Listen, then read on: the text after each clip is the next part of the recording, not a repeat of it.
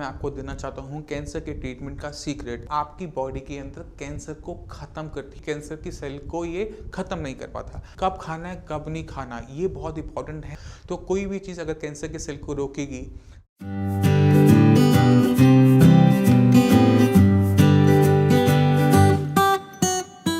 नमस्कार, मेरा नाम है डॉक्टर पुरु धवन और आज इस वीडियो के माध्यम से मैं आपको देना चाहता हूं कैंसर के ट्रीटमेंट का सीक्रेट। कैंसर के ट्रीटमेंट के बारे में आपने बहुत सारी वीडियोस देखी होंगी, बहुत सारी ऐसी चीज़ें देखी होंगी कि तुलसी लीजिए, हल्दी लीजिए, आप इसमें गार्लिक का यूज़ ज़्यादा कीजिए और ड्राई फ्रूट्स का यूज़ कीजिए, ये खाइए वो खाइए, मगर आप उनके पीछे का जो कंसेप्ट है आप कभी समझ ही नहीं पाए क्योंकि किसी वीडियो में आपको बताया ही नहीं गया। तो मैं कोशिश करता हूँ कि जो सीक्रेट है इन फूड आइटम्स को सिलेक्ट करने का वो आपको पता लग जाए। हमारी बॉडी 3 मैकेनिज्म पे काम करती है। एक है एनाबॉलिज्म, मतलब बॉडी का बनना। ये जो बॉडी का बनना होता है, इसको बनाने के लिए जो फूड होता है वो अक्सर जो उसका तासीर होती है वो ठंडी होती है। जैसे दूध है, तासीर ठंडी है, बॉडी को वो बनाता है। इसी तरह से आटा है, तासीर ठंडी है, बनाता है। चावल आपकी बॉडी को बनाता है, ठंडा है, बनाता है। कुछ चीज़ें ऐसी होती हैं जो तासीर में गर्म होती हैं, जो बॉडी के अंदर कैटाबॉलिज्म तेज करती है। जैसे आपकी हल्दी गर्म होती है तासीर में, आपको पता है। गार्लिक, लहसुन गर्म है, आपकी बॉडी में कैंसर को ख़त्म करता है। तुलसी तासीर में गर्म है, सर्दी खांसी जुकाम होता है तो तुलसी पी जाती है क्योंकि तासीर में गर्म है। जितनी भी गर्म तासीर वाली चीज़ें हैं वो आपकी बॉडी के अंदर कैंसर को ख़त्म करती है और जितनी भी आपकी तासीर में ठंडी चीज़ें हैं वो आपकी बॉडी के अंदर कैंसर को बढ़ाती हैं, क्योंकि ये आपकी बॉडी के साथ चलता है। क्योंकि कैंसर जो है आपकी बॉडी का हिस्सा है। तो अगर हम चाहते हैं कि एक बॉडी के अंदर कैंसर का सेल्स ना पनपे, कैंसर के सेल मरने शुरू हो जाएं, तो हमें ठंडा कुछ नहीं खाना, तासीर ठंडी वाली चीज़ें नहीं खानी। हमने वो चीज़ें खानी है जो तासीर में गर्म हो। और गर्म तासीर की चीज़ें अगर आप देखते हैं तो लहसुन, हल्दी, आपका तुलसी हो गया, केसर हो गया, ड्राई फ्रूट्स हो गए, क्योंकि ये तासीर में गर्म है। तो अगर आप कोई चीज़ को सिलेक्ट करना चाहते हो कि उसकी तासीर क्या है क्या नहीं है, तो अगर आप उसको खाने के बाद आकर आपकी बॉडी में हीट जनरेट होती है तो वो तासीर में गर्म है। जैसे आपकी फ़िश हो गई, मशरूम हो गया, एग हो गया, ये तासीर में गर्म होती हैं। तो हमने क्या चीज़ सिलेक्ट करनी है? गरम तासीर वाली चीज़ों को सिलेक्ट करना है। मगर ये जो गरम तासीर वाली चीज़ें होती हैं जैसे एग है, ये कंडीशनल होता है कि कब खाना है कब नहीं खाना। ये बहुत इंपॉर्टेंट है डाइट के अंदर समझना, क्योंकि कुछ चीज़ें बॉडी के अंदर फेवरेबल बनाती हैं, कुछ चीज़ें उसके अगेंस्ट फेवरेबल भी होती हैं। अगर पेशेंट कीमोथेरेपी करवा रहा है उस टाइम में अगर वो एग खाएगा तो उसको वो डाइजेस्ट ही नहीं होगा। तो हमें सिलेक्ट करना है कि पेशेंट कैंसर का किस फेस में जा रहा है और उसकी फेस को सिलेक्ट करके उस हिसाब से हमें डाइट को रखना होता है। अगर डाइट के अंदर आप गर्म तासीर वाली चीज़ें ज़्यादा खाओगे तो बॉडी के अंदर हीट ज़्यादा जनरेट होगी, बॉडी उसको कैटाबोलाइज करेगी, ख़त्म करेगी, कैंसर को ख़त्म करने की कोशिश करेगी। और यही सबसे बड़ा सीक्रेट है कैंसर के ट्रीटमेंट के अंदर कैंसर की डाइट का, कि कुछ भी हमने ठंडी तासीर वाली कफत चीज़ें नहीं लेनी होती। हमने पेशेंट के अंदर पित्त बढ़ाने वाली या फिर वात बढ़ाने वाली जो डिस्ट्रक्टिव पावर्स होती हैं बॉडी की, उनको हमने ज़्यादा प्रमोट करना होता है जिससे कैंसर सबसे पहले मरे। क्योंकि इसका असर अगर लंबे टाइम तक बहुत ज़्यादा खाओगे तो नुकसान तो पूरी बॉडी को ही होगा, मगर सबसे पहले कैसे होगा? कैंसर को होगा। और जैसे ही कैंसर पे सबसे पहले इम्पैक्ट होगा और सबसे पहले वो मरेगा, हम अपना जो डाइट है उसको बदल लेंगे। तो इम्पॉर्टेंट है अपनी बॉडी के अंदर गर्म तासीर वाली चीज़ें लेना और अवॉइड करनी है ठंडी तासीर वाली, चाहे वो राइस है, चाहे वो व्हीट है, चाहे वो आपका मिल्क है, क्योंकि इनकी तासीर ठंडी है। इसी तरह से जो आपके चीनी होती है ठंडी तासीर है, गुड़ है ठंडी तासीर है, वो सारी चीज़ें आपके कैंसर को प्रमोट करती हैं। इसी तरह से आपका आलू हो गया। मगर एक चीज़ का छोटा सा ध्यान रखना, कुछ लोग ये समझते हैं कि चीज़ को गर्म करने से उसकी तासीर बदल जाती है। ऐसा बिल्कुल भी नहीं है। तासीर उस चीज़ की उसकी नेचर होता है कि वो बॉडी को बनाता है या बॉडी को डिस्ट्रक्ट करता है। तो जितनी भी तीखी चीज़ें, गर्म चीज़ें हैं, वो बॉडी के अंदर कैटाबॉलिज्म बढ़ाती है। तो इसको यूज़ कर कर हम कैंसर से लड़ सकते हैं। तो डाइट बहुत इंपॉर्टेंट पार्ट है। इस डाइट का जो सीक्रेट है वो आपको समझ में आ गया आयुर्वेद के कंसेप्ट से। तो आप इसका यूज़ कर सकते हैं और आप यूज़ कर भी रहे होंगे, मगर उनके पीछे का जो सीक्रेट है वो आपको आज तक समझ में नहीं आया होगा। तो ये सीक्रेट है सबसे बड़ा। और ये गर्म क्यों होती है इसको भी जान लेते हैं। ये तासीर में क्यों गर्म होते हैं? क्योंकि इनके अंदर कुछ ऐसे कंपाउंड्स होते हैं जो बॉडी के अंदर हीट जनरेट करते हैं। इनकी में सबसे ऊपर आता है आपका सल्फर। सल्फर को आपको यूज़ कहाँ करते हो? सल्फर को आप हल्दी में यूज़ करते हो, सल्फर को आप यूज़ गार्लिक में करते हो, सल्फर का यूज़ आप ऑनियन में करते हो, प्याज में करते हो। इनमें जो बदबू है, इनमें जो पंजेंटनेस है, वो सल्फर की वजह से होती है।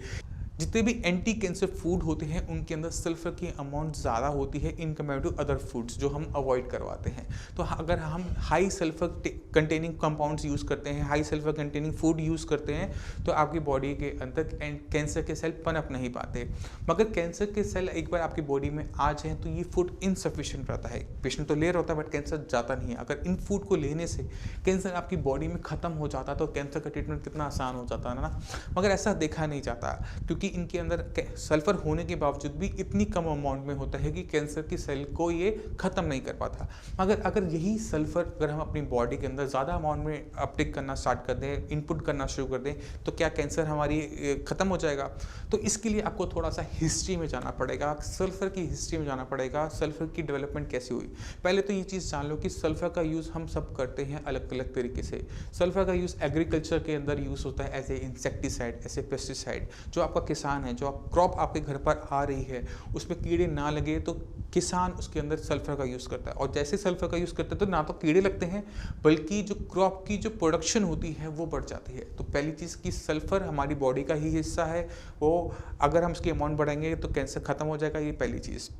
दूसरी, जो हम कीमोथेरेपी के बारे में सुनते हैं कि कीमोथेरेपी का जो ट्रीटमेंट है कैंसर के लिए, उसकी शुरुआत कहाँ से हुई? उसकी शुरुआत सल्फर से हुई।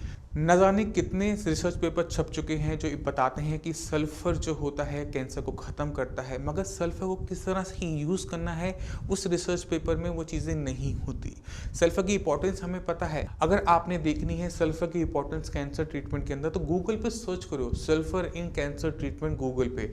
आपको इंडिया के रिसर्च पेपर्स मिल जाएंगे, आपको इंटरनेशनल रिसर्च पेपर्स मिल जाएंगे और सबके अंदर एक चीज़ कॉमन है कि सल्फर कामयाब है कैंसर के ट्रीटमेंट के अंदर। मगर सल्फर को कैसे यूज़ करना होता है, क्योंकि सल्फर अगर हम ऐसे इनटेक करेंगे प्योर फॉर्म में तो वो बॉडी उसे एक्सेप्ट नहीं करती क्योंकि वो बहुत गर्म होता है, उसे हमें ठंडा करना पड़ता है। ठंडा कैसे करते हैं? उसको प्योरीफाई किया जाता है मिल्क के अंदर, घी के अंदर, क्योंकि दूध और जो घी होते हैं उनकी तासीर ठंडी होती है। तो जब हम सल्फर को मिलाते हैं प्योर, उसको प्योर करते हैं मिल्क में या फिर घी के अंदर, तो वो पहले से हीट डाउन हो जाती है मगर वो अपनी जो गर्माहट है, जो उसका तासीर है, उसको नहीं छोड़ता। और ये जो सल्फर जब बॉडी के अंदर जाता है तो आपकी सबसे पहले इफेक्ट करता है कैंसर के सेल्स को, कि कैंसर के सेल्स की जो ग्रोथ है उसको वो बंद करना शुरू कर देता है। अब कैंसर के सेल की अगर हमें मारना है तो कैंसर के बारे में हमें थोड़ा सा और डिटेल में पता होना चाहिए। कैंसर का जो सेल है वो आपकी बॉडी के ही सेल से बना है। कोई एक सेल जिसने अनकंट्रोल डिवाइड किया वो कैंसर में धीरे धीरे कन्वर्ट हो गया।